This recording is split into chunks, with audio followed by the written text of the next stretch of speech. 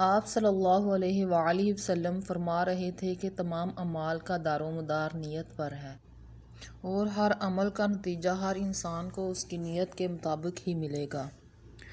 پس جس کی ہجرت ترک وطن دولت دنیا حاصل کرنے کے لیے ہو یا کسی عورت سے شادی کرنے کی غرض سے ہو، پس اس کی ہجرت انہی چیزوں کے لیے ہوگی جس کی حاصل کرنے کی نیت سے اس نے ہجرت کی۔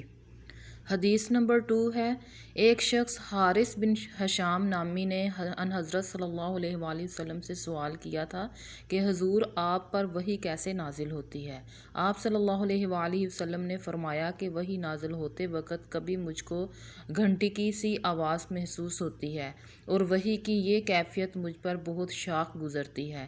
جب یہ کیفیت ختم ہوتی ہے تو میرے دل و دماغ پر اس فرشتے کے ذریعے نازل شدہ وحی محفوظ ہو جاتی ہے، اور کسی وقت ایسا ہوتا ہے کہ فرشتہ بمشکل انسان میرے پاس آتا ہے اور مجھے یہ کلام کرتا ہے، بس میں اس کا کہا ہوا یاد رکھ لیتا ہوں۔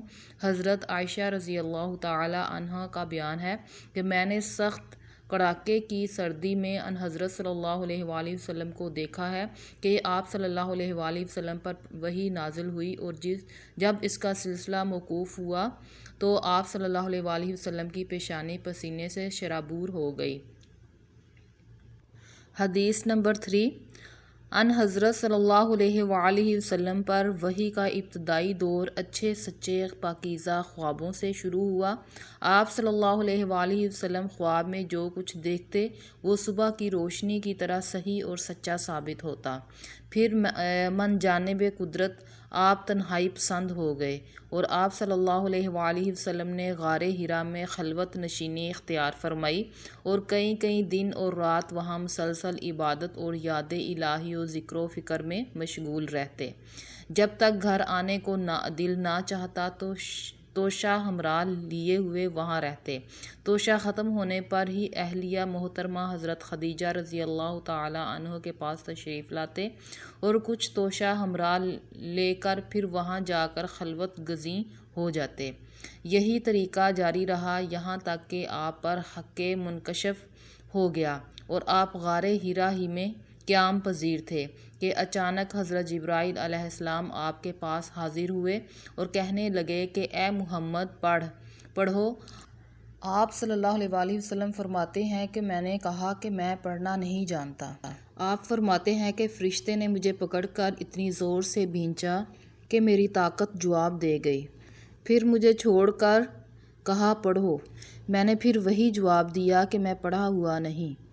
اس فرشتے نے مجھے نہایت ہی زور سے بھینچا اور مجھے تکلیف ہوئی، پھر اس نے کہا کہ پڑھو۔ میں نے پھر وہی جواب دیا کہ میں پڑھا ہوا نہیں۔ فرشتے نے تیسری دفعہ مجھے پکڑا اور تیسری دفعہ پھر بھینچا، پھر مجھے چھوڑ دیا اور کہنے لگا پڑھو۔ اپنے رب کے نام کی مدد سے جس نے پیدا کیا اور انسان کو خون کی پھٹکی سے بنایا، پڑھو، اور آپ کا رب بہت ہی مہربانیاں کرنے والا ہے۔ بس یہی آیتیں آپ حضرت جبرائیل علیہ السلام سے سن کر اسی حال میں غار حرا سے واپس ہوئے کہ آپ کا دل اس انوکھے واقعہ سے کانپ رہا تھا۔ آپ حضرت خدیجہ کے ہاں تشریف لائے اور فرمایا کہ مجھے کمبل اڑا دو، مجھے کمبل اڑا دو۔ لوگوں نے آپ کو کمبل اڑا دیا۔ جب آپ کا ڈر جاتا رہا تو آپ نے اپنی زوجہ محترمہ حضرت خدیجہ رضی اللہ تعالی عنہ کو یہ تفصیل کے ساتھ یہ سارا واقعہ سنایا، اور کہنے لگے کہ مجھے اب اپنی جان کا خوف ہو گیا ہے۔ آپ کی اہلیہ محترمہ حضرت خدیجہ رضی اللہ تعالی عنہ نے آپ کی ڈھارس بندھائی اور کہا کہ آپ کا خیال ٹھیک نہیں ہے، اور خدا کی قسم اللہ آپ کو کبھی رسوا نہیں کرے گا۔ آپ تو اخلاق فاضلہ کے مالک ہیں، آپ تو کنبہ پرور ہیں اور بے کسوں کا بوجھ اپنے سر پر اٹھا لیتے ہیں۔ مفلسوں کے لیے آپ کماتے ہیں، مہمان نوازی میں آپ بے مثال ہیں، اور مشکل وقت میں آپ امر و حق کا ساتھ دیتے ہیں۔ ایسے اوصاف حسنہ والا انسان یوں بے وقت ذلت و خواری کی موت نہیں پا سکتا۔ پھر مزید تسلی کے لیے حضرت خدیجہ رضی اللہ تعالی عنہ آپ کو ورقہ بن نوفل کے پاس لے گئیں جو آپ کے چچا زاد بھائی تھے اور زمانہ جاہلیت میں نصرانی مذہب اختیار کر چکے تھے اور عبرانی زبان کے کاتب تھے۔ چنانچہ انجیل کو بھی حسب منشاء خداوندی عبرانی زبان میں لکھتے تھے۔ انجیل سریانی زبان میں نازل ہوئی اور عبرانی زبان میں اس کا ترجمہ ہوا۔ ورقہ اسی کو لکھتے تھے۔ وہ بوڑھے ہو گئے تھے یہاں تک کہ ان کی بینائی بھی رخصت ہو گئی۔ حضرت خدیجہ رضی اللہ تعالی عنہ نے آپ کے حالات بیان کیے اور کہا، اے چچا زاد بھائی، اپنے بھتیجے کی زبانی ان کی کیفیت سن لیجئے۔ وہ بولے کہ بھتیجے، آپ نے جو کچھ دیکھا ہے اس کی تفصیل سناؤ۔ چنانچہ آپ نے اول تا آخر پورا واقعہ سنایا، جسے سن کر ورقہ بے اختیار بول اٹھے کہ یہ تو وہی معزز فرشتہ ہے جسے اللہ تعالیٰ نے حضرت موسیٰ علیہ السلام پر وحی دے کر بھیجا تھا۔ کاش میں آپ کے اس عہد نبوت کے شروع ہونے پر جوان عمر ہوتا۔